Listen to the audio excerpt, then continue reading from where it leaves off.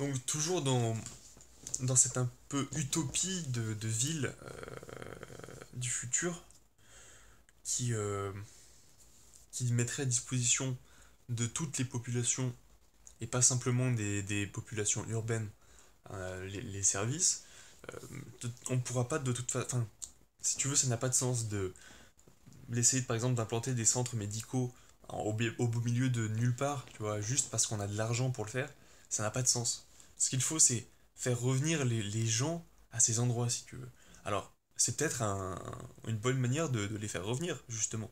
Peut-être que c'est une belle méthode pour faire revenir dans les campagnes, de commencer à décentraliser. Mais pour l'instant, pour moi, ça a peu de sens parce que l'hôpital va servir à, à peu de personnes, si tu veux. Ça va être un coût qui va être très mal amorti. Alors, limite, je peux comprendre, tu vois, un très grand centre hospitalier dans une grande ville. Autant j'ai du mal à voir quelle échelle aura un centre hospitalier de campagne. Mais bon, euh, enfin de campagne, de zone faiblement, enfin très peu dense au niveau de la population. Donc, avant de remettre des hôpitaux, enfin en même temps que ces hôpitaux vont revenir, il va falloir se remettre dans les campagnes. Donc, moi, par exemple, je le fais dans les Hautes-Alpes. Alors, c'est vrai que c'est un processus difficile euh, de, de reprendre un peu conscience, de se responsabiliser vis-à-vis de l'énergie, des ressources qu'on consomme, parce que quand, quand t'es loin finalement d'un supermarché, tu te rends pas compte, mais ça, il se passe des choses, tu peux facilement paniquer, quoi. Enfin, je suppose. Voilà. Mais c'est vrai que j'ai pas pensé au centre hospitalier, mais c'est effectivement crucial pour se réimplanter dans les campagnes et aller vers cette utopie de non pas de grosses villes métropoles, mais plutôt voilà, de ce maillage de petites communautés qui auraient un intérêt de temps en temps à collaborer, bien sûr, à l'échelle des biorégions, comme j'ai dû en parler déjà, c'est-à-dire lorsque plusieurs communautés partagent, par exemple, l'accès à une même rivière, ou plus globalement ont le même climat, euh, ou même plus spécifiquement se regroupent autour de tel ou tel point géographique, une montagne, une rivière, ce qui leur fait partager du coup des traits climatiques. Bon, tout ça c'est des choses qui regroupent les personnes parce que ça leur donne des choses à faire ensemble. Et comme pour l'amitié, tu crées pas d'amitié simplement en disant je vais me faire des amis. Tu te crées des amis quand tu fais des choses avec des personnes. Bon, là c'est la même idée dans les communautés, on va faire des choses ensemble. Euh, et à l'extérieur des communautés ensemble pour que justement en plus le sens se renouvelle, la diversité continue d'exister. Alors c'est vrai que on a l'impression comme ça qu'on va perdre la culture du lieu, mais ce qu'il faut se dire c'est que on peut avoir un pied à terre quelque part. Et d'ailleurs, je pense que c'est même la base. Il faut avoir un pied à terre quelque part avant de pouvoir voyager l'esprit léger. En plus, tu peux mettre à disposition cet endroit pour d'autres personnes. Quand tu vois, tu vas partir, tu peux faire un Airbnb quand tu pars en vacances. Mais là, imaginez que tu prêtes, par exemple, ta ferme pour 6 mois pour quelqu'un qui aimerait découvrir, par exemple, le climat. Parce que le moment où on va sortir un petit peu des villes, on va retrouver cette connexion au climat. On va être, comment dire, notre métabolisme va être de nouveau connecté à notre environnement, à l'écosystème auquel on appartient. Ça, c'est important parce que euh, ça nous responsabilise, comme je te l'ai dit, mais euh, ça, du coup, enlève un peu l'aspect vampirique, puisque on va chercher à redistribuer le pouvoir à l'échelle locale, à l'échelle presque individuelle. Euh, C'est-à-dire que là, le pouvoir, il est d'abord en haut, puis redistribué progressivement vers le bas, alors que, à l'inverse, dans un environnement décentralisé, c'est l'individu qui jouit de tous ses pouvoirs et qui va avoir tendance à se regrouper pour en obtenir plus, pour avoir un poids, pour communiquer aussi avec d'autres personnes, communiquer avec d'autres biorégions, communiquer avec d'autres nations, parce que au-delà de la biorégion, il y a aussi la nation, il y a aussi... voilà, je nie pas du tout, au contraire, je pense que c'est important de... comment dire, d'être nationaliste, mais d'être un vrai nationalisme, de retrouver les anciennes cultures, pas les anciennes cultures, mais les anciennes délimitations culturelles qui sont sans doute basées sur les biorégions, sur des méta-biorégions, c'est-à-dire sur le regroupement de plusieurs biorégions partageant euh, un ensemble de traits là culturels uniquement, puisque par exemple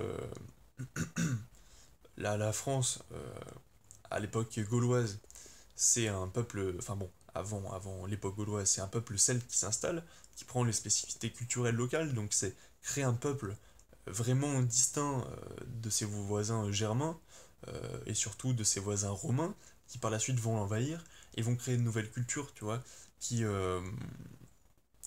les gallo. Enfin bref, je te disais que...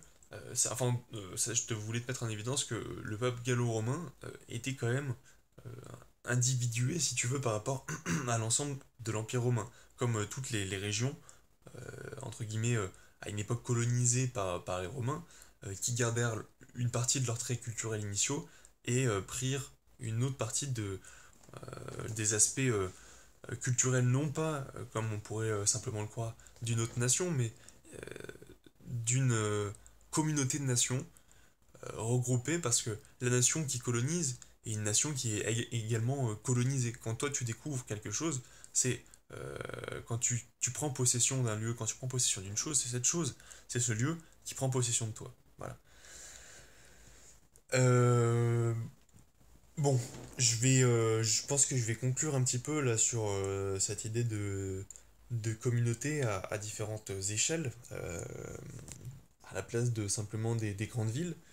Ça, je te le dis parce que j'ai lu enfin, je suis en train de lire un livre sur les religions gauloises, et en fait, c'est un peu le folklore.